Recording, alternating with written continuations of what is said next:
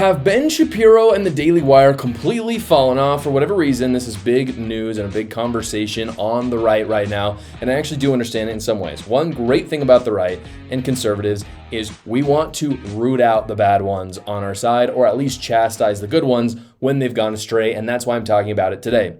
In the second segment of the show, I'm going to talk about why Jeremy Boring stepped down from the Daily Wire, and I'm going to show Ben Shapiro's actual reaction to it. He actually talks about it and addresses it on Megyn Kelly's show. We'll show that, and you can skip to that if that's what you're here for. But first, I want to talk about the most recent drama with the Daily Wire and Ben Shapiro, and that is with a new article that he just put out. Ben Shapiro just put out this article that said, why does it matter who killed JFK? And chaos ensued, guys. If you're on X, you know that chaos is ensuing in right-wing circles because of this. The only problem is that the people on the right did exactly what the idiots on the left do when it comes to this article, which is that they don't actually know how to read. At least they don't know how to read more than 6 words.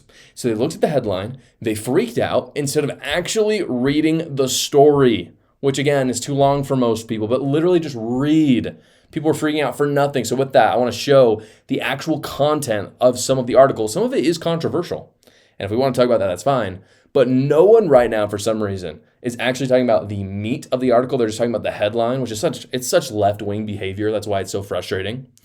But we'll start here. Ben Shapiro starts by saying that Trump released the files, we know this, and that 65% of Americans do not believe that Lee Harvey Oswald was the one who shot Kennedy. Most Americans agree that it was someone else, or there were multiple gunmen, things like that. And he talks about how because of that, Americans don't really trust the government, and a lot of that started when JFK was assassinated. Then he says this, and this is where it gets interesting. He says, now, distrust of government is a perfectly normal and even admirable feature of American political life dating back to the founding. The founders distrusted government not to abuse the rights of individuals and thus sought checks and balances to prevent it from occurring. But since the 1960s, American distrust of government has been matched by a massive expansion of governmental intrusion, all of which suggests that our modern distrust of government carries with it a different flavor, a flavor of the conspiratorial. The founders believed that ambition was common to all men and that ambition thus had to counteract ambition. Today's Americans instead believe that the problem is that our government is staffed by uniquely bad men. What Ben Shapiro is talking about is the Milton Friedman argument, which is, or you could go back to James Madison, of course, and talking about conflicting interests, which is that people aren't necessarily good or evil. You could take the Christian route, which I would, and I think our founders would as well, which is that all men are fallen, none are good except God. And so you can't count on people to be good. Sure, they're bad men, but that's not simple enough. It's that you have to have competing interests. Everyone in government is looking for power. We know this. But it's not just people in power. It's us as well. That's everybody. It's not that politicians are uniquely more evil than the last guy. It's just that when people are put in those positions, they tend to seek power, just like probably anybody would. And because of that, we need checks and balances. And conspiracies kind of cut against those checks and balances because then we just talk about some nebulous thing in the ether rather than actually talking about institutions such as the checks that the executive branch can put on the judiciary, for example. He then says this, and he also points out, I should say, that what's interesting is that at the same time as Americans stop trusting the government has exploded, which shows that the people have not been effective at using those conspiracies to stop government. He then says this, if we misattribute, I believe this is the very end of the article. Yeah, this is it. I mean, it's not a long article. He says, if we misattribute broad and endemic problems of government to such conspiracies despite all of available evidence, we miss the point. We maintain the size and scope of government while hunting shadows and training ourselves to distrust our own eyes in the process. Conspiracies exist, but they require evidence. Otherwise, they're conspiracy theories. And a country that falls for conspiracy theories without any supporting evidence is a country ripe for the plucking by demagogues on all sides, which is essentially what I just said. We're just hunting for shadows. It's not real. We're not actually attacking the problem, which is, for instance, right now, you have judges trying to stop executive orders by Trump that they have no judicial authority to do. That's just one example. That's an actual thing that we can address. That's something that's probably going to end up going up to the Supreme Court.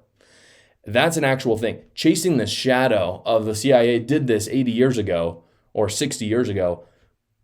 Okay, and so what? So what? And again, he's not saying we shouldn't care. He's asking, why do we care? Like, give me an actual reason. So, in my opinion, How is this remotely controversial? If there's evidence for a conspiracy, then believe it. Like if there's damning evidence in front of your mind, believe it. No problem with that. But sometimes we aren't looking for evidence. We just want our fantasy to be proven no matter the cost. And this is my concern with this and what I'm seeing on the right now, not just with the JFK files, but with a lot of things. You can see this, by the way, like the JFK files is a perfect example of this. Because 80,000 pages came out, and everyone who hates the Jews found the 2 places in the files where someone suspected that Israel was behind the attack, and they said, yep, Jews' fault. Or the people who hate the CIA, they found the 4 places where people they were witnesses, they were part of the 80,000 pages, and they talk about, yeah, I think it was the CIA, and they jump on that and they said, it was the CIA. Or people who hate Russia find the 10 places in the pages where it talks about Russia, and then they come out and say, it was Russia. We know it was the USSR. And the problem is they didn't actually look at the evidence. They totally lost the point of these files, which is to find the truth. It's not to just affirm your own idea. And that's the problem. That's why we should care about the JFK files, ultimately. That's the reason I would posit to Ben Shapiro. We should care about the JFK files because we should care about truth. Truth matters. The problem is no one's actually trying to learn truth. They're trying to prove to everyone around them that what they already thought was true. They already had the conclusion. They're then looking for the evidence to support it.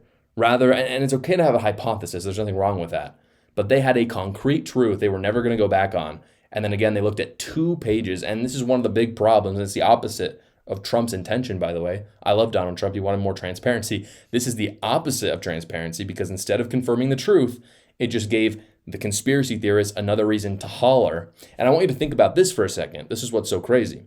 How many people on X or on YouTube or wherever you get your entertainment who are talking about the JFK files have actually read them themselves, all 80,000 pages? I would guess, and you can tell me if I'm wrong, if there's someone that you really love out there, I'd actually be really interested, so tell me in the comments below. I would guess that zero people have read all 80,000 pages, partly because it's frankly probably impossible because it's been out for, I think, a week now, maybe 2 weeks. 80,000 pages in a week or 2, that would be impressive.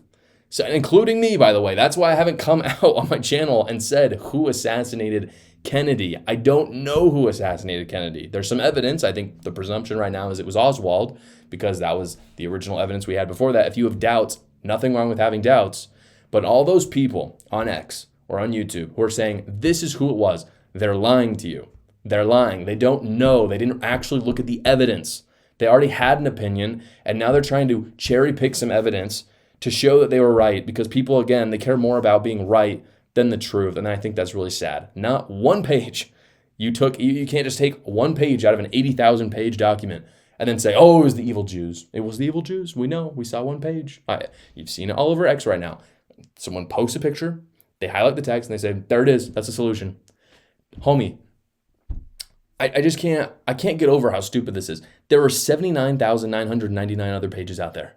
And you're saying you found the 1 page that solved it all?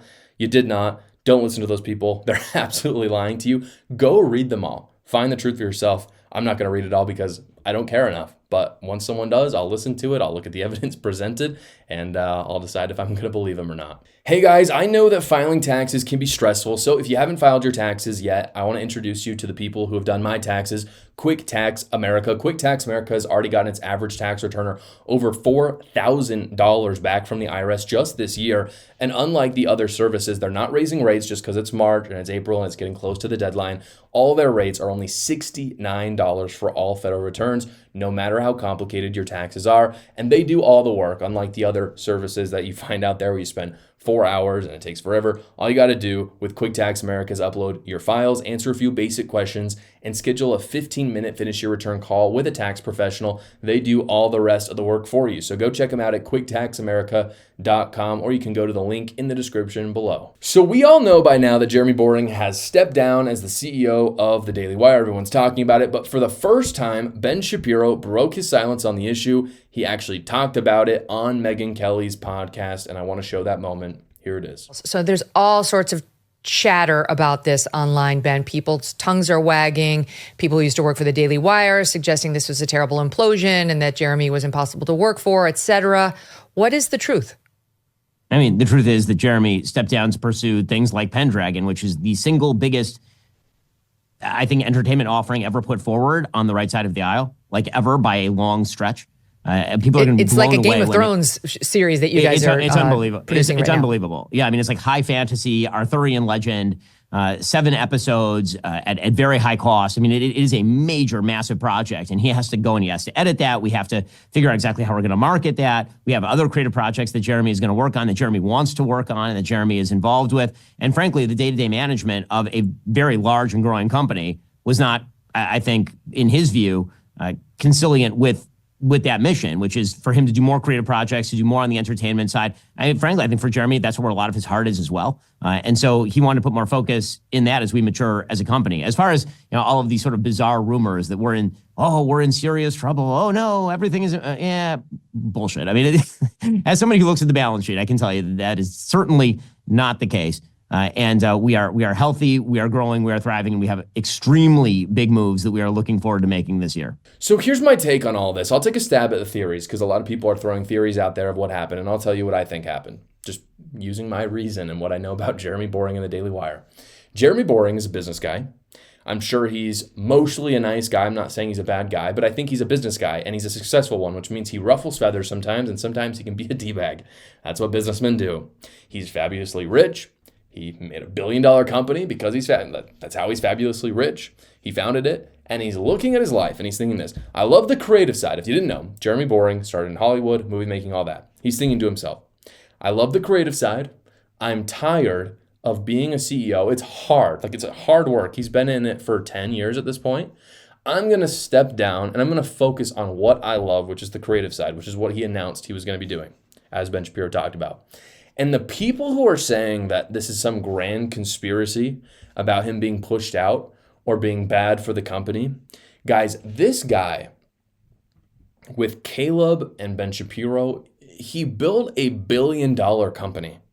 I guarantee you he could stay as CEO if he wanted to. I think he's pretty trusted in the business space. As someone who dabbles in business myself, building $1 billion company would be insane. That's crazy. I think anyone would be lucky to have a CEO who is the founder of $1 billion company. Doesn't matter what industry, it's a good thing. That's a good thing. I don't think he was remotely weird in the slightest. I don't think he was shoved out. I think he genuinely just wanted to step down. He saw it was the best thing for the company, and there's nothing remotely weird about it.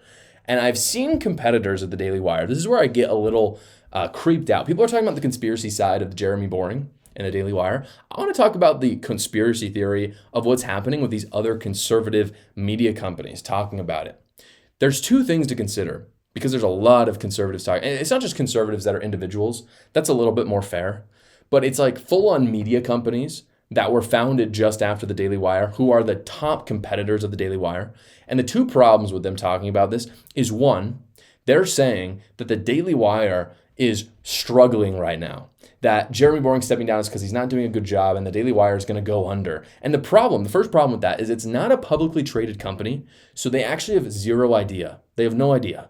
No one knows. The leaks are as good as me just calling you up and saying there's a leak. It could be anybody. It's gossip.